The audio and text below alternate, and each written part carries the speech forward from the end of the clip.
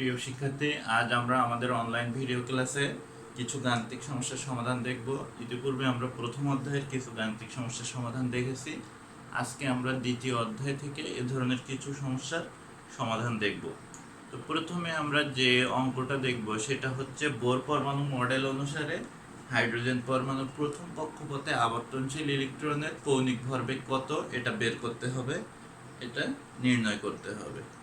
তো বোর পরমাণু মডেল অনুযায়ী আমরা জানি যে কোনো কক্ষপথের কৌণিক ভরবেগ mvr is equal to nh by twice pi. এটাই হচ্ছে কৌণিক ভরবেগ সংক্রান্ত স্বীকার্য। m হচ্ছে ইলেকট্রনের ভর, v ইলেকট্রনের গতিবেগ এবং r হচ্ছে যে কক্ষপথে ইলেকট্রন ঘুরতে থাকে ওই কক্ষপথের ব্যাসার্ধ। এবং এই তিনটা বিষয়ের বা তিনটা রাশির গুণফলকে বলা হয় কৌণিক ভরবেগ। ডান পাশে রয়েছে nh বাই টয়েস পাই। এই ডান পাশের রাশিগুলোর মান বসায় আমরা যদি ক্যালকুলেশন করি তাহলে ওই কক্ষপথে ইলেকট্রনের কৌণিক ভরবেগের মান বের করতে পারবো। তো এখানে n হচ্ছে প্রথম শক্তি স্তর বলছে, n হচ্ছে শক্তি স্তরের ক্রম, h প্লাঙ্ক ধ্রুবক, এর মান হচ্ছে 6.626 × 10^34 জুল সেকেন্ড।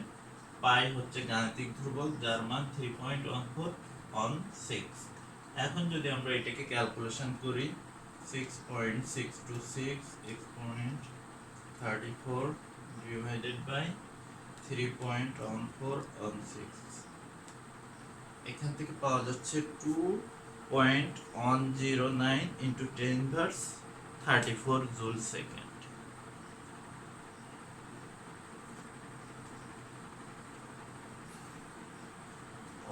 এখানে 2 দিয়ে ভাগ দেওয়া হয়নি, অর্থাৎ 1.054 × 10^34 এটাই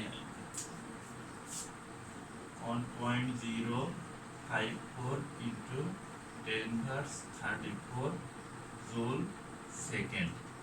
এই হচ্ছে হাইড্রোজেন পরমাণুর প্রথম কক্ষপথে আবর্তনশীল ইলেকট্রনের কৌণিক ভরবেগ।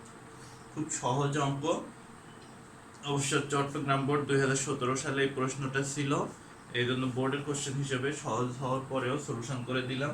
তোমরাও এই ধরনের অঙ্ক আরো বেশি প্র্যাকটিস করবে, উদাহরণে দেয়া আছে বা শিক্ষার্থীর কাজ এই অংশে দেয়া আছে।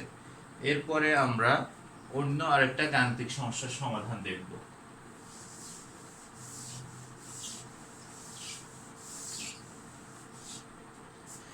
এখন যে গাণিতিক সমস্যার সমাধান আমরা দেখব সেটা হচ্ছে কোনো একটি ফোটনের শক্তি 1 ইলেকট্রন ভোল্ট বা 1.602 × 10^19 জুল হলে ওই ফোটনের তরঙ্গ দৈর্ঘ্য কত হবে?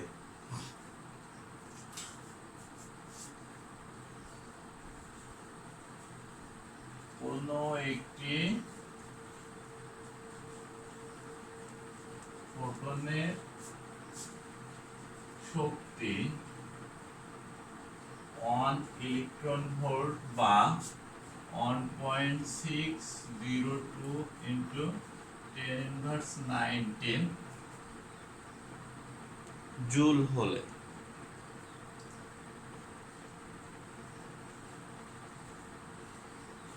ওই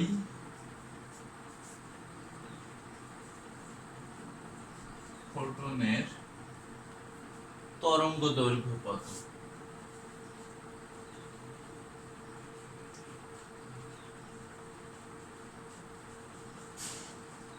এইটা আমাদের নির্ণয় করতে হবে। আগের অঙ্কটা সলিউশন আশা করি তোমরা দেখছো, আমি এটা মুছে দিলাম। এখন আমরা যেটা দেখব, একটা ফোটনের শক্তি দেয়া আছে ইলেকট্রন ভোল্ট বা জুল এককে এবং সেটার তরঙ্গ দৈর্ঘ্য কত হবে এটা বের করতে হবে।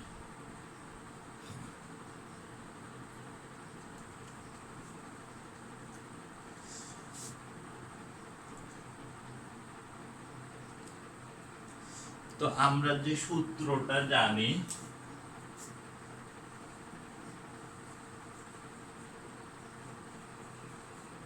আমরা জানি E is equal to h nu।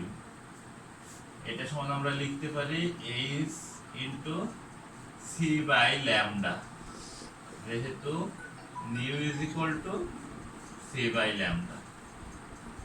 এখান থেকে তো আমাদের এখান থেকে নির্ণেয় বিষয় বা নির্ণয় করতে হবে তরঙ্গ দৈর্ঘ্য, অর্থাৎ ল্যামডা এর মান বের করতে হবে। তাহলে যদি আমরা এটা ল্যামডাকে বাম পাশে নিয়ে আসার চেষ্টা করি, এখান থেকে lambda is equal to HC by E, এটাই হবে। এখন আমরা এই রাশিগুলোর মান ডান পাশে লিখি।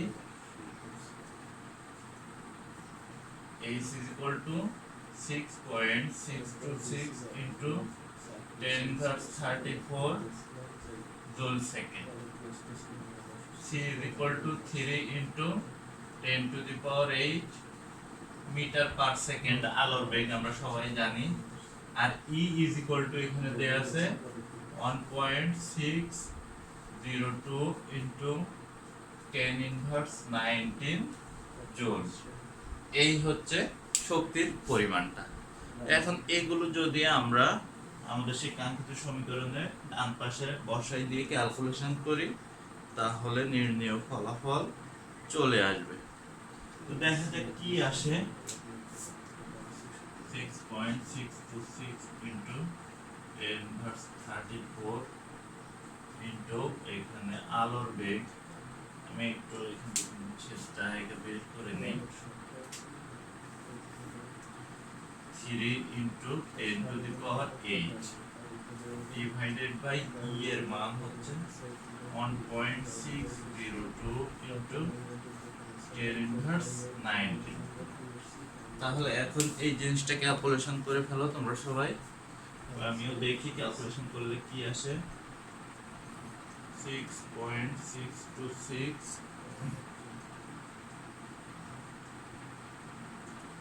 exponent 34 into 3 exponent 8, রেজাল্ট আসলো ডিভাইডেড বাই 1.602 exponent 90। এখানে আমরা পাচ্ছি 1.2408 into 10 to the power -6 এটাই পাচ্ছি। এটা আমরা এসআই এককে করছি, অর্থাৎ তরঙ্গ দৈর্ঘ্য। এটা একটা দৈর্ঘ্য মিটার এককে পেলাম এই তরঙ্গ দৈর্ঘ্যটা।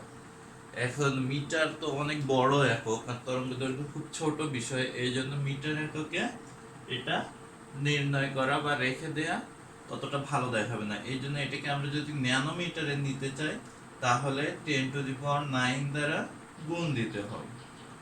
অর্থাৎ এখানে আমরা যদি 10 to the power 9 দ্বারা গুণ দেই, 1.2408 into 10 to the power -6 into 10 to the power 9 nanometre. তাহলে এখান থেকে আসবে ন্যানোমিটার। এখান থেকে যে রেজাল্টটা আমরা পাবো সেটা হচ্ছে এখানে -6 + 9, তাহলে এই সূচকের 6 এবং 9 থেকে প্লাস মাইনাস 3 ঘর চলে আসবে, অর্থাৎ 1240.8 ন্যানোমিটার আমরা পাবো। এটাই হচ্ছে ওই ফোটনের তরঙ্গ দৈর্ঘ্য 1240.8। এখানে 1241.8 বা 41 ন্যানোমিটার রাউন্ড ফিগারে নিয়ে গেছে, দেয়া যায়, কোনো সমস্যা নেই। এই হচ্ছে আমরা দ্বিতীয় যে প্রশ্নটা দেখলাম তার সলিউশন বা সমাধান। এখন আমরা এরপরে আরো আরেকটা গাণিতিক সমস্যার সমাধান দেখব।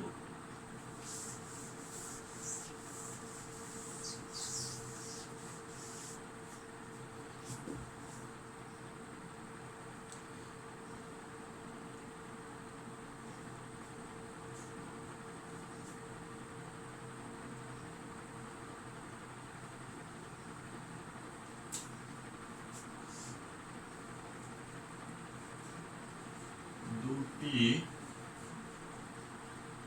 শক্তি স্তরের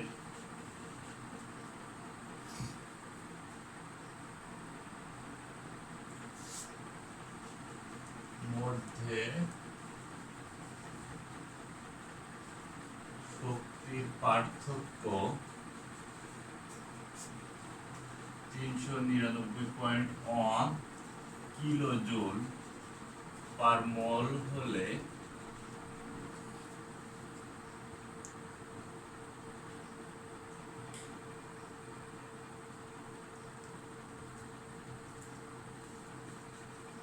কোন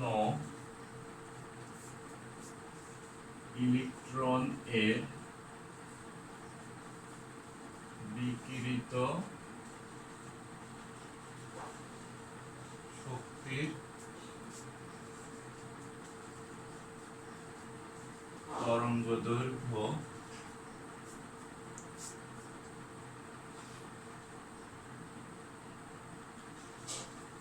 ও কম্পাঙ্ক কত হবে?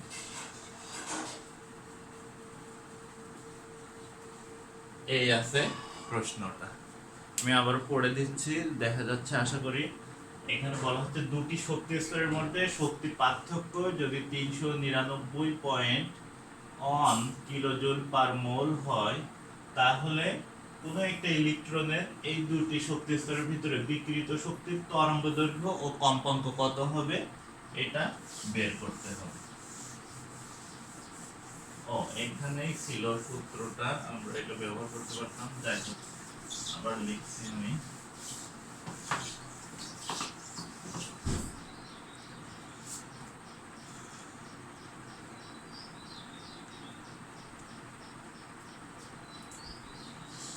আমরা জানি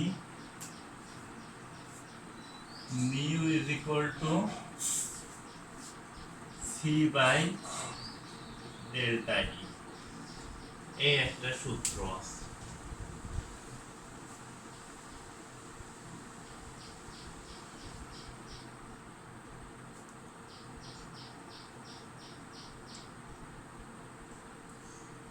sorry,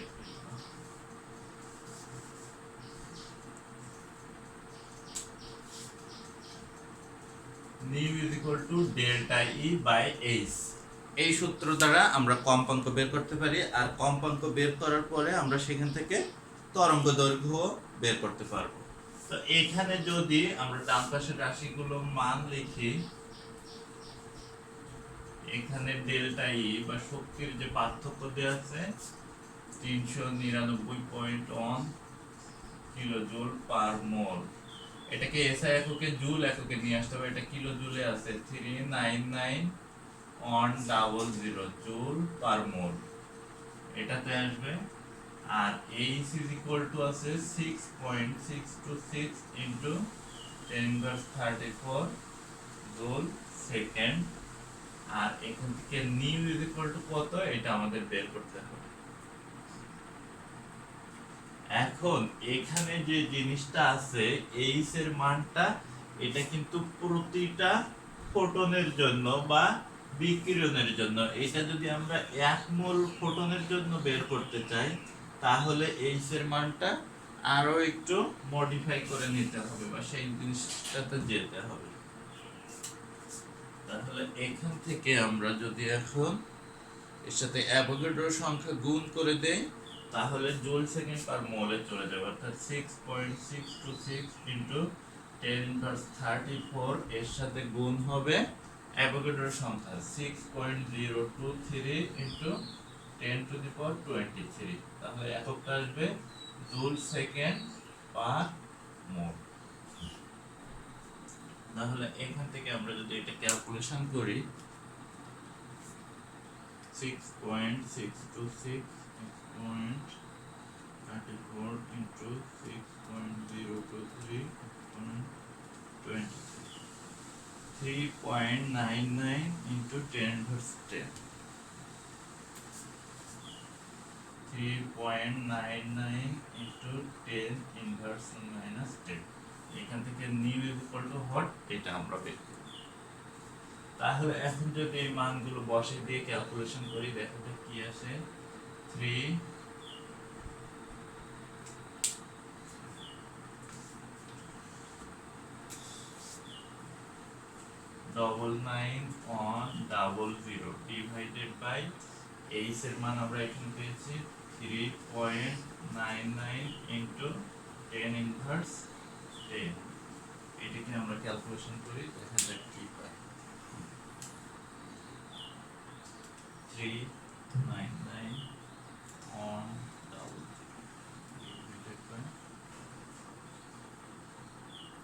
3.99 on into 10 to the power 15 hertz, এটাই আমরা পাচ্ছি। 1 into 10 to the power 15, কম্পাঙ্কের একক হচ্ছে হার্টজ। এই হচ্ছে ওই বিকৃত শক্তির কম্পাঙ্ক। এখানে তরঙ্গদৈর্ঘ্য কম্পাঙ্ক চাইছে, আমরা আগে কম্পাঙ্কটা বের করছি, কারণ এই কম্পাঙ্ক থেকে এরপরে আমরা তরঙ্গদৈর্ঘ্য বের করতে পারবো। আবার ল্যামডা ইজ ইকুয়াল টু তরঙ্গদৈর্ঘ্যের যে সূত্র সি বাই নিউ, এটা আমরা জানি। তাহলে এখান থেকে আমরা জানি সি হচ্ছে কি 3 into 10 to the power 8 metre per second, আলোর বেগ যেটা। তাহলে সি এর মানটা যদি ওখানে বসাই দেই 3 ইন্টু 10 টু দি পাওয়ার 8, আর কম্পাঙ্ক উপরে আমরা যেটা বের করলাম 1 ইন্টু 10 ইনভার্স 10 টু দি পাওয়ার 50। তাহলে এখান থেকে আমরা যেটা পাবো মিটার এককে পাবো, অর্থাৎ 10^7 এই টাইপের। এখান থেকে যেটা পাবো 3 into 10 to the power -7 metre. এখন মিটার অনেক বড় একক, তরঙ্গদৈর্ঘ্য ছোট বিষয়। এটাকে যদি আমরা ন্যানোমিটারে নিয়ে আসি, তাহলে 3 into 10 to the power -7 into 10 to the power 9 nanometre. তাহলে এখান থেকে আসবে 300 ন্যানোমিটার। এই হচ্ছে আমাদের সেই তরঙ্গদৈর্ঘ্য, এবং যার কম্পাঙ্ক হচ্ছে 10 টু দি পাওয়ার 15 হার্টজ। তরঙ্গদৈর্ঘ্য হচ্ছে 300 ন্যানোমিটার। এই হচ্ছে এই অঙ্কটার সলিউশন। তো এভাবে বইয়ে যতগুলো অঙ্ক আছে তোমরা এগুলো চেষ্টা করবে সলিউশন করার, এবং কোথাও কোনো সমস্যা হলে জানাবে। উদাহরণে দেয়া আছে, এবং শিক্ষার্থীর কাজ এই অংশেও এ ধরনের সমস্যা দেয়া আছে।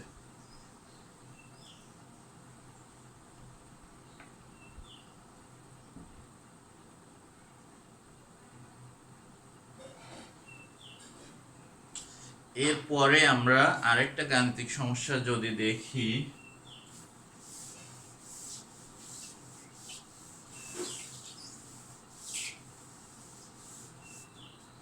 এখানে বলতেছে এটাতে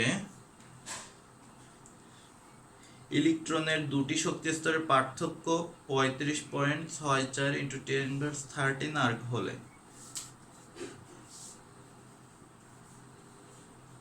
দুটি শক্তি স্তরের পার্থক্য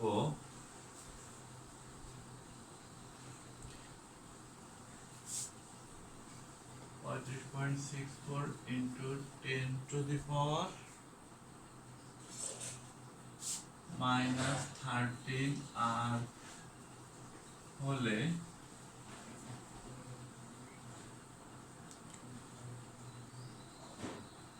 বিকৃত শক্তির ফ্রিকোয়েন্সি কত?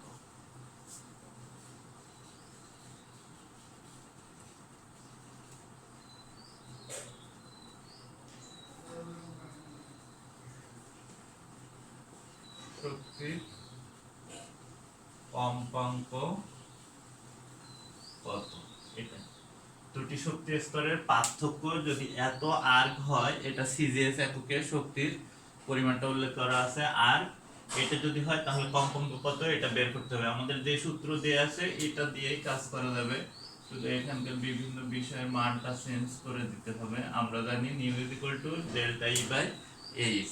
তাহলে এটাকে যদি আমরা সিজিএস এককে নিয়ে আসি, তাহলে কম্পাঙ্ক এখান থেকে পেয়ে যাব। এখানে ডেল্টা ই এর মান যেটা দেয়া আছে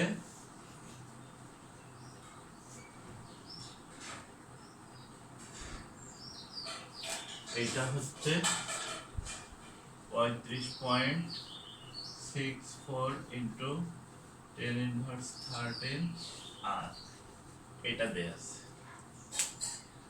আর এইচ এর মান যেটা হবে এটা আসবে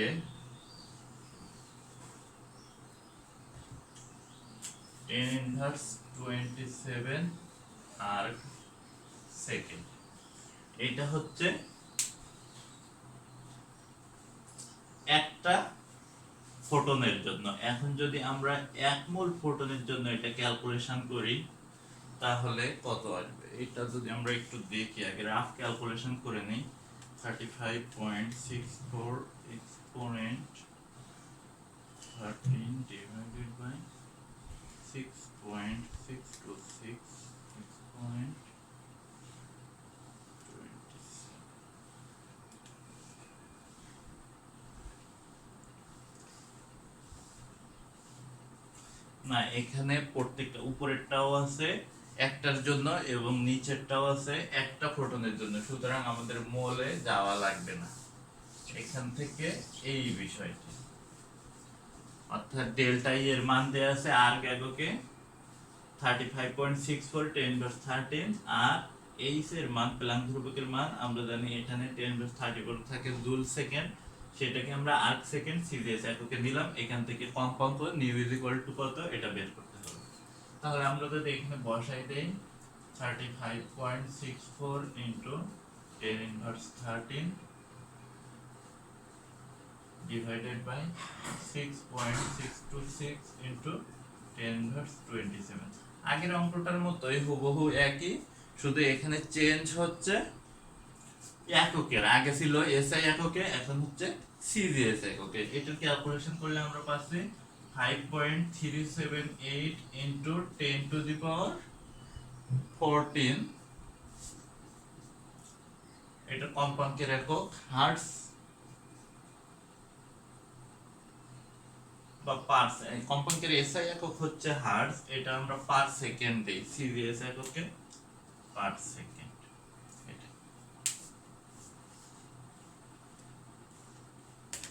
তো এই আমরা 4-5টার মতো গাণিতিক সমস্যার সমাধান দেখলাম, 4টা। এখানে এই ধরনের আরো বেশ কিছু সমস্যা আছে, তোমরা এগুলো প্র্যাকটিস করবে। আগামীতে আমরা এখান থেকে আরো কিছু গাণিতিক সমস্যার সমাধান দেখার চেষ্টা করব পরবর্তী ক্লাসে। এরপরে আমরা এভাবে সামনের দিকে আগাতে থাকবো। দ্বিতীয় অধ্যায়ের গাণিতিক সমস্যাগুলো শেষ হলে আমরা পরবর্তী চ্যাপ্টারে চলে যাব। তো ঠিক আছে, সবাই ভালো থাকো, আল্লাহ হাফেজ।